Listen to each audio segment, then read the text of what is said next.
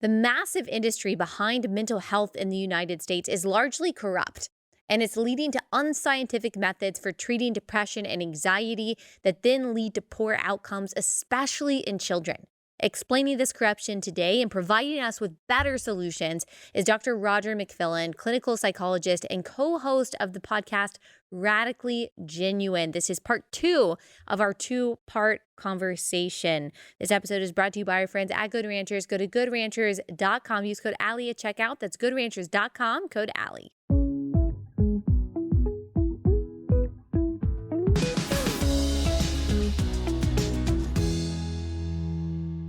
Which question do I ask first? I have about 10 that I've had circulating in my head.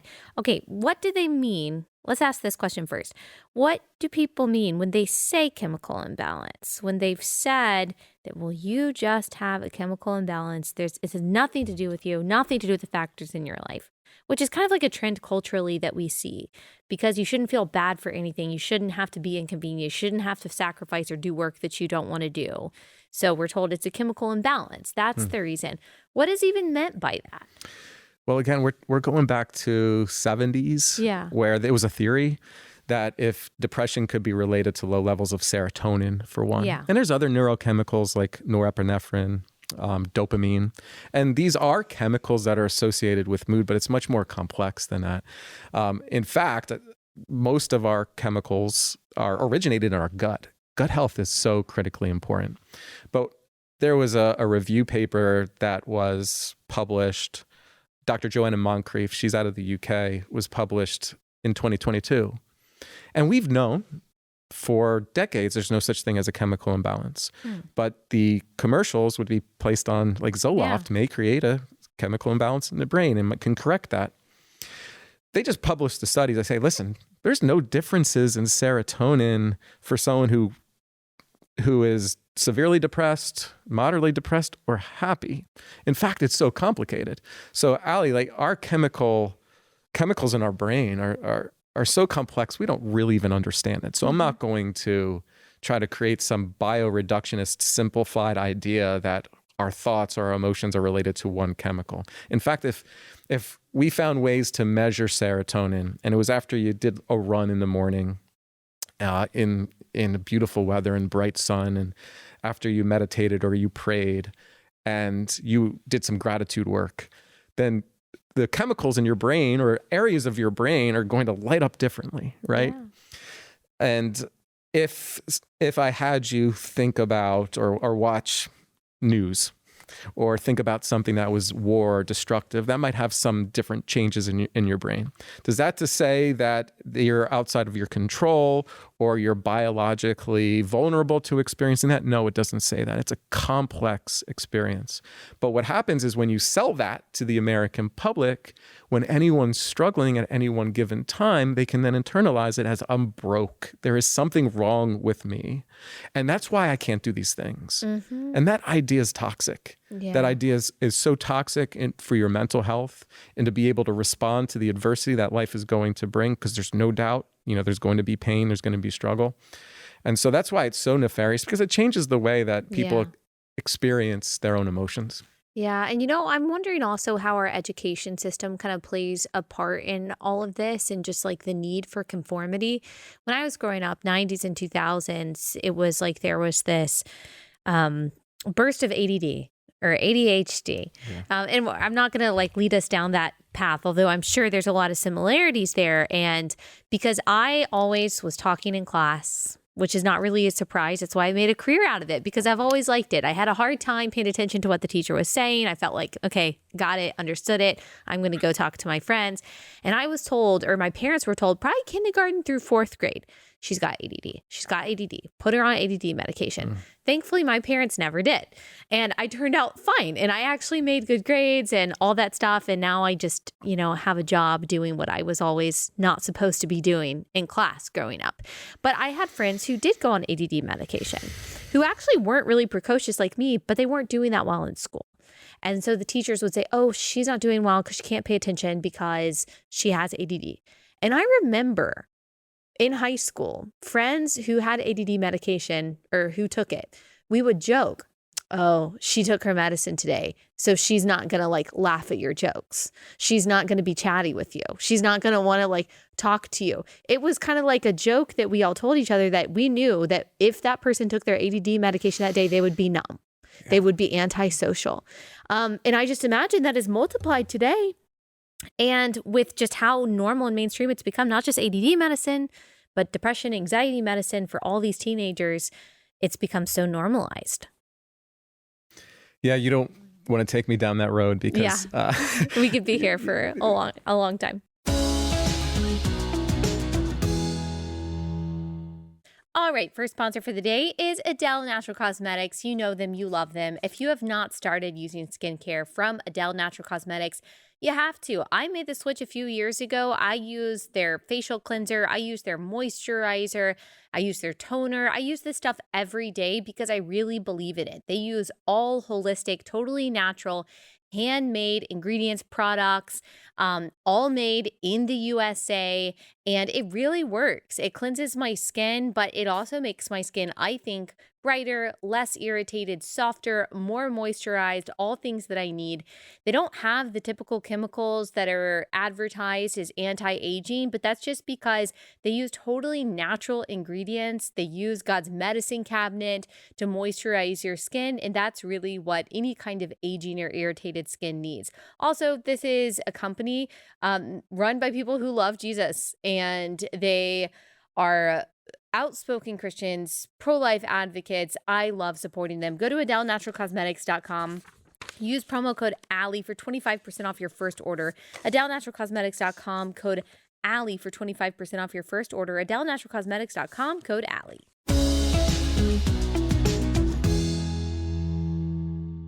I was in the schools probably when you were going to school in the early 2000s. I did transition eventually into a school counselor before I got my doctorate, while I was getting my doctorate. And so I saw this transition. You know, it also, there's constant stimuli in modern day living. So our computers, our tablets, our television, our video games. So you take kids who have these developing brains who are looking to be what is most fascinating or interesting, right? Especially boys who are just constructed to be more active and move around. And then you stick them in this constrained environment around school that is really boring to them and not interesting. Not for everybody, right? But some boys and some girls, they're meant to work construction or they're meant to be in media. They're not meant to sit there and be a passive learner in a classroom. So we create a disorder around it, which is what we've done with the Diagnostic Statistical Manual in psychiatry. There are now over 500 psychiatric disorders. Wow. I mean, we can diagnose you with something at any given time if we wanted to. Yeah. But we act like they're real. We act like they're discrete, identifiable, scientific diagnoses that have legitimacy. And people don't understand the history of all this. It's really just constructs. There are just a number of various symptoms. And if you meet this criteria, if you meet that criteria, then we can give you this diagnosis or label, and then we can sell you a drug.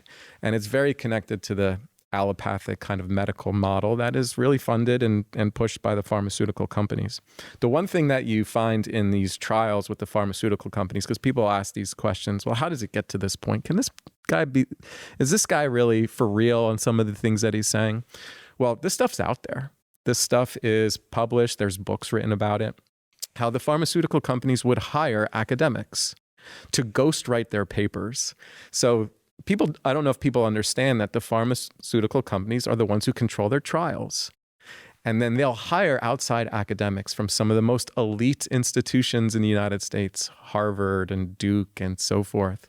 And they'll have those academics be first authors on the paper. They weren't even involved in the study, but they'll put their name, and then they'll be hired by the pharmaceutical companies as thought leaders. And then these thought leaders then write the books, the textbooks, and the continuing medical education units that are required for doctors. They're going to go to their conferences, and these thought leaders are going to talk about this brand new drug that we have to be able to treat depression.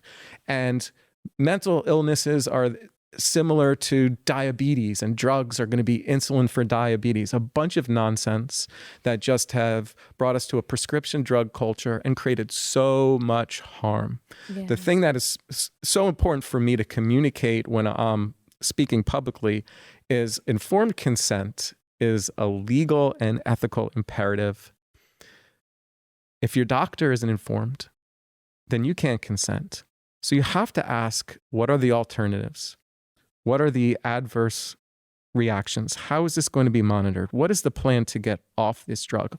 All these things that are just not asked, we just get that prescription, go home, and we take it. Mm-hmm. And people will take these drugs for extended period of time. And I think we're taking episodic conditions, emotional conditions that come and go in episodes, and we're making them chronic.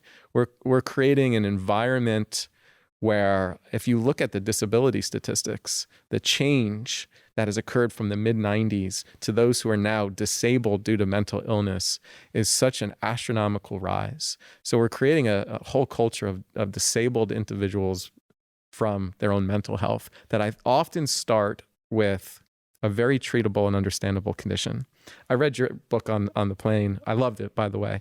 But originally, when I was in my doctoral program, I was studying, and I published in the field of eating disorders. And so that's been a part of my clinical practice. And I noticed, I believe, I'm going to ask you questions about this, but when you were struggling with your eating disorder, you had this awareness that there was a lot of emotions that you were experiencing that were just being covered up with your eating disorder or alcohol or partying in your very vulnerable age at that time. You know, you could almost sense the vulnerability. There was a breakup that occurred, and you had this idea of how you wanted your life to be, and you struggled with that transition and that uncertainty. Yeah. And you just wanted to feel better. Yeah. And you can feel better if you get attention, and you can feel better if you're drinking and you're partying, and if these guys are into you, and then you're part of kind of that culture where if I can look a certain way or I can present a certain way, that is going to provide me with a sense of wholeness and joy. And your awareness of that led you to make changes in your life. It was a clarification of values, and you decided to take steps that I think were probably transformative. And so if we viewed our own mental health struggles as transformative instead of an illness, then there's opportunity. Am I accurate in the way that I was kind of reading that? Yeah, I think that's a great analysis. Of course, I've never heard it summarized exactly like that. But as you're talking about taking normal human emotions and struggles and kind of medicalizing them and making them chronic, I'm thinking back to the counselor that I went to who couldn't have prescribed anything because that wasn't her capacity. But I'm very thankful that that's not actually something that she recommended. Actually, she told me a very difficult truth about bulimia, which is what I was doing, is that it's going to kill you. That's what she said. It's going to kill you. You're 23 or 22 years old and you're going to die from this. Is that what you want? And I know that's not what wakes everyone up, but that certainly did wake me up. And I'm thankful. Wow, I never thought about that could have turned into like this lifelong medical treatment that I underwent for something that was really because of both internal and external factors that I just wasn't dealing with correctly. Yeah, and if you'd follow the guidelines, and that's how our medical, at least in the primary care setting and psychiatric setting, there's these developed guidelines, and it's almost like they follow these rules. So if you would have went into another setting, the guideline would have said, okay, we're going to combine cognitive behavioral therapy with Prozac for the treatment of bulimia. And I think you ended up going to a counselor that was aligned with your faith and some of what was your personal values, and that person from a different perspective knew who you were, understood who you were, and helped you on a process to be able to deal with what you were experiencing. And that's so different than placing a label on top of you or saying that this drug is going to help you.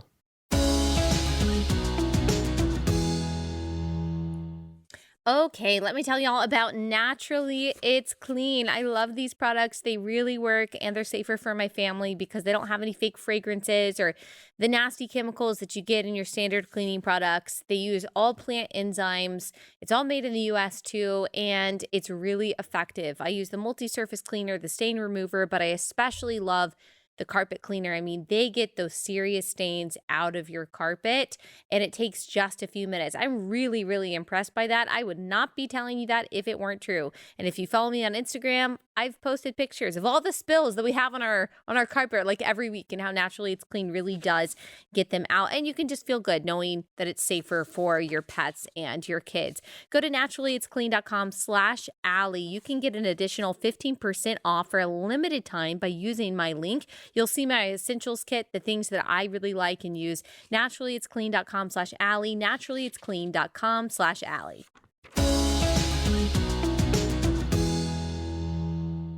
You said something about the American Academy of Pediatrics, which I thought was especially interesting.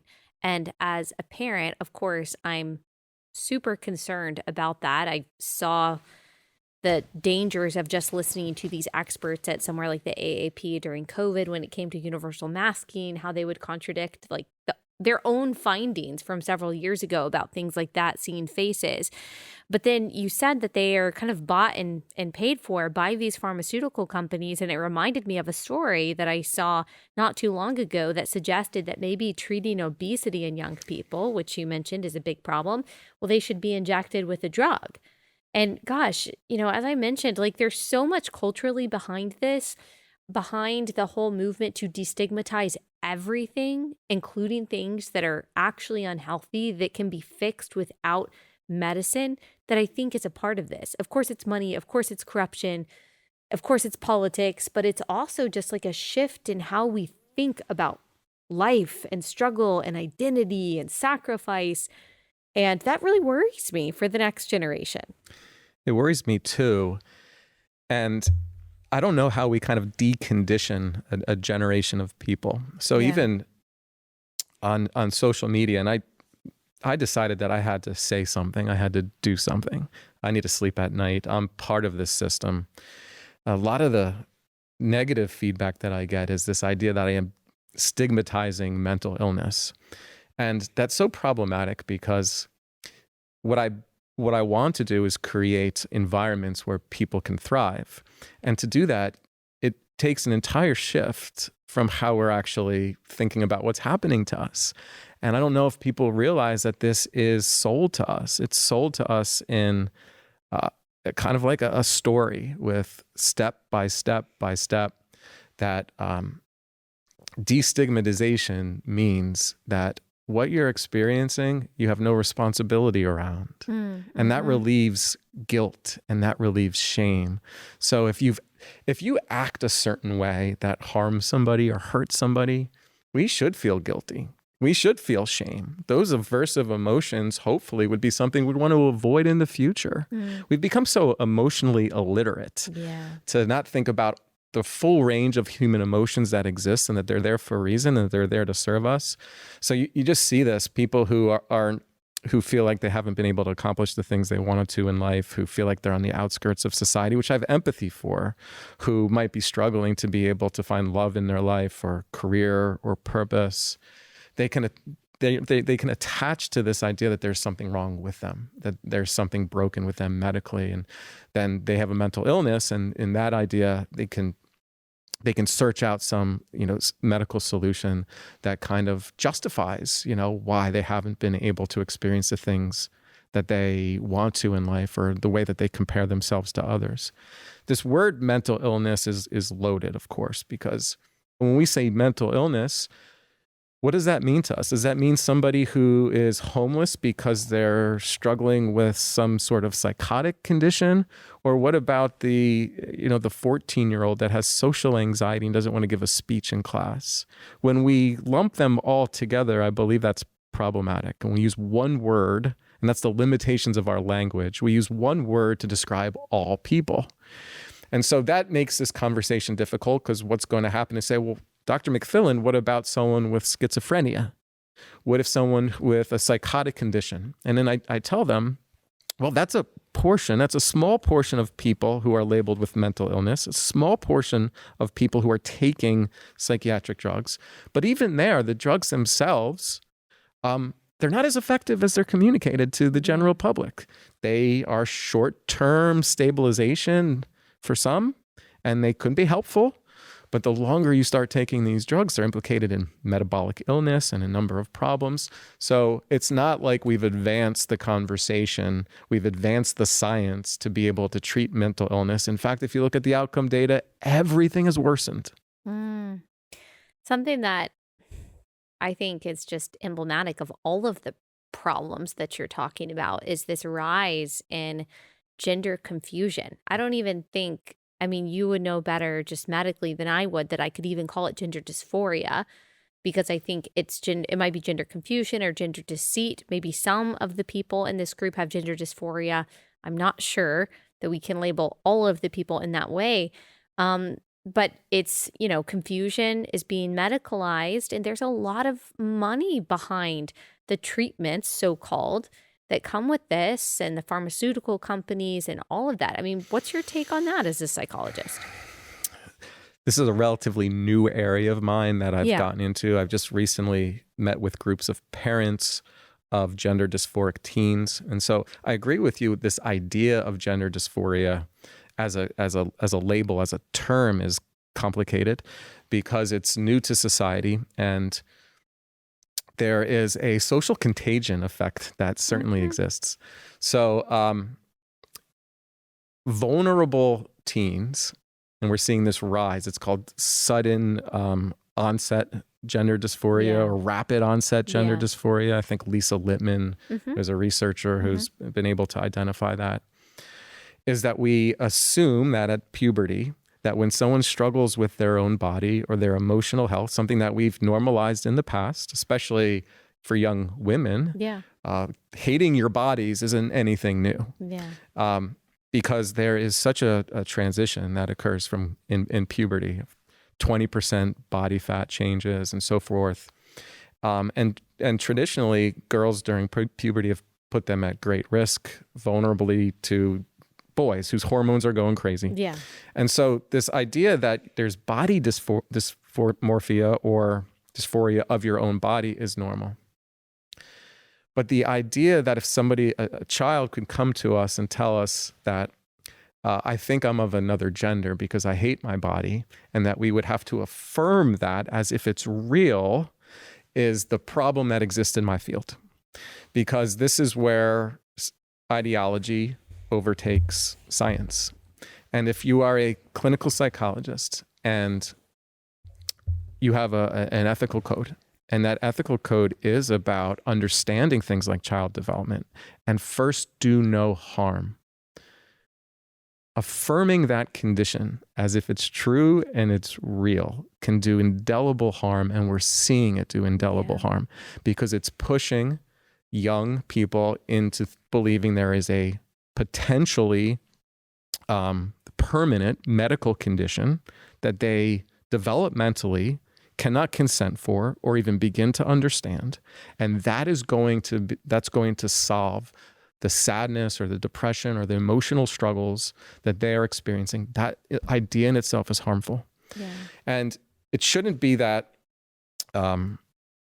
It shouldn't be a surprise that once you start putting things out there on social media and on YouTube, that it spreads like wildfire. We saw this in the late 90s and early 2000s around anorexia and bulimia. We had these models on major television networks and covers, and they were clearly underweight. And this was establishing a new ideal body image, which is nearly impossible for any woman to be able to obtain unless you became very, very sick. So we saw this pro-Ana website and all this push, and then you saw an increase in prevalence rate of anorexia. It's not that different with what we're seeing now with gender dysphoria.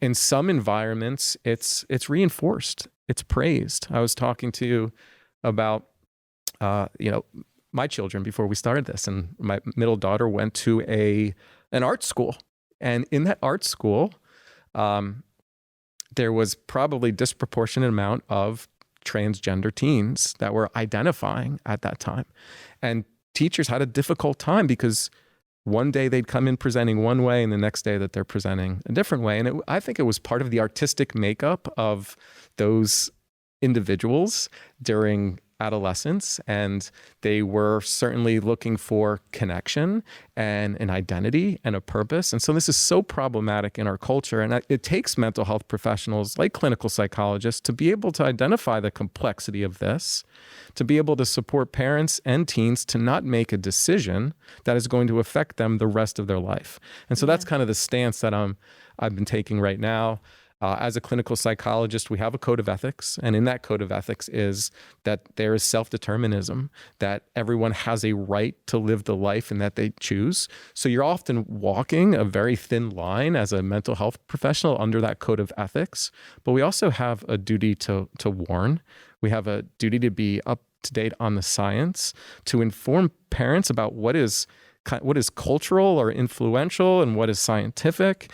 And you try to give people the best information that they can to make their decisions for their own healthcare.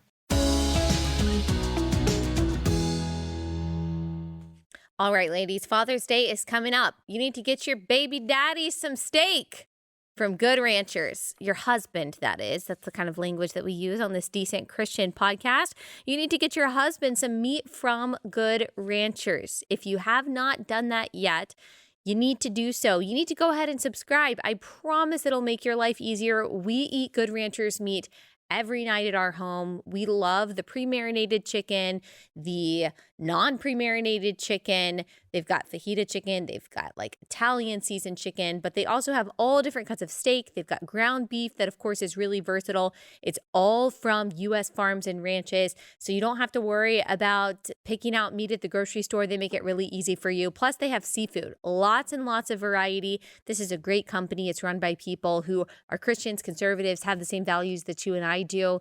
Subscribe, get that box of meat on dry ice to your front door every month. I promise you will not regret it. Plus, like I said, it makes a great Father's Day gift. So go to goodranchers.com. Use code Allie at checkout for $30 off your order. Goodranchers.com, code Allie. Goodranchers.com, code Allie. What role, because you mentioned when you put something, an idea, any idea online, it can spread like wildfire. In the 90s and early 2000s, we had TV, we had advertisements, but obviously ideas spread even more quickly today when they can go viral on TikTok, etc.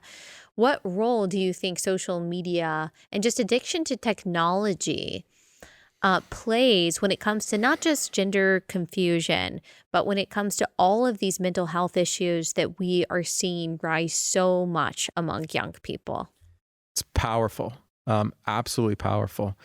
We started to see a significant rise in self-injury and suicidal behavior around 2007, and it's been on this really kind of continued incline. And in 2007 is really when smartphones became part of the day-to-day for most young people. When I look into the data around this, girls tend to be more vulnerable. And I think that's the relational component of females. And there are gender differences that exist between males and females when we just look at biology. Females are more relational. And so when you are going to be going on social media and connecting with your friends, and you're going to be scrolling on Instagram, there's that social comparison component of this that drives emptiness. And you used to go to school, and if you had a problem with one of your friends, it could stay there. There's respite. You could go home and not have to deal with it till the next day or the weekend. And, with kids, a lot of this stuff kind of blows over, by the next day. But not in the social media connected world of adolescence, is that you're dealing with it all the time. And the more that your face is in that screen, the more disconnected you are from actual reality. Mm-hmm. And so what we're seeing, I think, is just an entire generation who has created this alternative world that only exists in social media. And that's that brand development that maybe you were speaking to before, is that teens aren't really growing up, or young people aren't really growing up knowing necessarily what's normal. They're actually being so influenced by those images and those messages that are being bombarded. And so if you can go on YouTube and you can find someone identifying as autistic, or that they're part of this marginalized group, or they have this mental illness, you can say, yeah, that's me. We used to have this joke about the DSM when we were learning about it in graduate school, is that you can point out all the different disorders. Yeah, I'm that, I'm this, I'm that. Now imagine the untrained, the child who's like going on social media, and then there's actual like TikToks or other things that saying my ADHD or my anxiety or my PTSD. Totally. And now they're identifying with these labels, and then they're communicating it to their parents or they're communicating it to their doctors. A story that I always tell is I remember I had one precocious 14-year-old that I was working with who was just chuckling at me how she went to her psychiatrist and played that she had OCD. So she went to her psychiatrist and she just wanted to act out OCD. And that psychiatrist took that seriously. That psychiatrist prescribed a drug. Wow. A drug that wasn't approved for her age range based on the symptoms that this young girl told this doctor. And that is what our mental health system has become. Yeah. You know how you determine if someone's gender dysphoric? They said so. You know how you can determine if a teen is depressed in a primary care clinic? Well, they told you they were. Yeah. And that's not science. It's not science. That's not how I was trained as a psychologist. Yeah. I was trained to take time and understand all the factors that would lead somebody to experience what they're experiencing. Even talk to family members or involve family and try to get a bigger picture, the culture, the context of the individual. Mm-hmm. Not in today's fast food world of healthcare. Let me give you a diagnosis. Let me recommend this drug. Let me send you to this doctor. Yeah. I think we see the consequences of it. Yeah. One of those consequences, I'm sure you saw this too, of young people, like you said, mostly young girls, like developing tics, like TikTok tics. Yes, that they've picked up on, whether it like kind of mimics Tourette's or OCD or something like that. And they then do kind of develop some kind of mental illness that's not really Tourette's or really OCD, but they can't stop doing the behavior that they've watched over and over again on TikTok. Like we hear, just like the destigmatization movement, I think, is an overgeneralization and swung too far in one direction has harm. And so does the so-called representation matters movement. Okay, yes, in some ways that can be healthy. It swings too far and you're not really representing things anymore. You're actually teaching people to behave a certain way or whatever it is. I think young people are especially vulnerable to that. So suggestible. Yes, right? So malleable. And they're just open to that suggestion. And that's why it's so important that we vet the adults that are in our kids' lives. Yeah. You were talking about your concerns with school. I mean, I have a fairly consistent problem with the way public schools are now communicating to our kids about a number of different subjects. And when it comes to like mental health, I had a teenager who went and spoke to a school psychologist, and that school psychologist said, maybe you should go talk to a doctor about a mood stabilizer.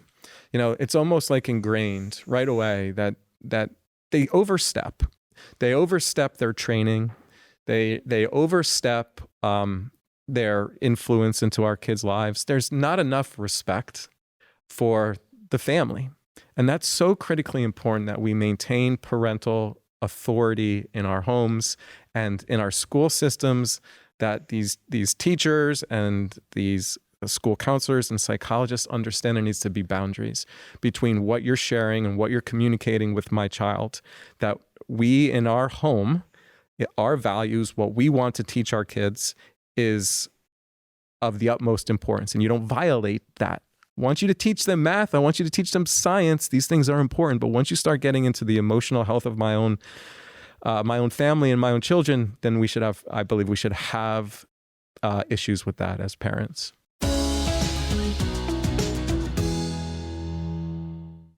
All right, Patriot Mobile is America's only Christian conservative wireless provider. So as you are making the transition from the companies that hate you to the companies that actually align with your values, go ahead and switch to Patriot Mobile. They make switching really, really easy. Plus, if you go to patriotmobile.com/Allie, you can get free activation. You've got the same coverage as the big wireless providers, but without all of the terrible values. You don't have to worry about them sending your money to causes politicians. that you don't agree with. Instead, they're supporting veterans, first responders, Second Amendment, the sanctity of life. And so you can feel good about where your money is going. Go to patriotmobile.com/Allie. You can also call 878-PATRIOT. They've got special discounts too for veterans and first responders. But with my link, you'll get that free activation. So go to patriotmobile.com/Allie, patriotmobile.com/Allie.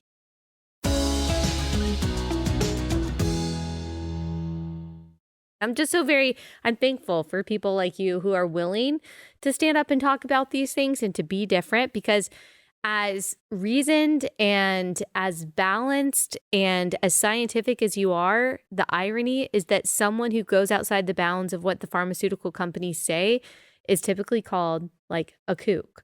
Or if you question any of the establishment narrative, you're anti-science. And there is some risk that comes with that, which is, I'm sure, why more people don't speak up. But where can people find you? They can find you on Twitter. Your Radically Genuine podcast, right?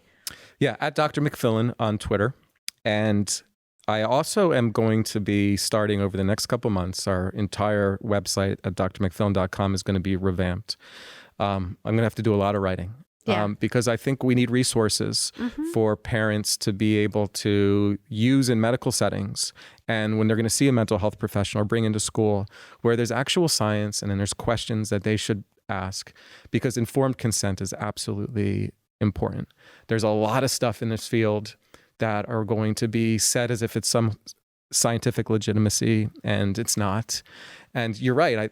It's funny that I've put so much work into the science, and then when I actually draw conclusions from what the science is, I'm on the extreme. Yeah. But the person who never did that work and just is kind of absorbing the messaging, then they somehow have the moral high ground here. But parents need, families need, and individuals, they do require resources. And I think that's my calling now, is to start writing. I've done so much work on the research end, and I've done so much work consulting with professionals globally. I want to put this down in an organized fashion. So watch out for drmcfillin.com over the next, we're about a month or two away from launching this Radically Genuine podcast. Please check us out, because I do think that is the opportunity to have these nuanced discussions with professionals. And hopefully we can speak in a way that is balanced and fair and respects your individual rights to make the choices for your health and to be able to challenge the medical authority. Blind trust has been given to the medical authority. We've seen this throughout COVID and the recommendations that have been made. And I think it's awakening. So I do believe this has to be a movement. Also check out Center for Integrated Behavioral Health. I am interested in creating a center that focuses on all the integrated aspects of health. So there are therapies that are active and goal-focused and skill-based and respectful, and they're culturally competent and so forth, where they need to trust, parents need to trust, and individuals need to trust that they're going to go in to speak to somebody who is not going to be pushing an agenda on them, but only cares about them creating a life of purpose and value as they define it. Yeah. And we have to change our relationship to food. We have to develop emotional literacy. We're going to have protocols to help people get off a lot of these psychiatric drugs, because it's really important that once you're on one, that you understand that that's very dangerous to abruptly stop a psychiatric drug. And so there needs to be research around tapering these drugs. And I'm trying to find professionals who are willing to collaborate in that, so people can safely get off the drugs. And there's other things that are important around meditation and yoga and other things to focus the mind, and a lot of things that are important for our overall health and well-being. And so I think centers should be more focused on that than the drug and therapy model. Yeah. Well, thank you so much, Dr. McFillin. I really appreciate you taking the time to come on. Thanks for having me.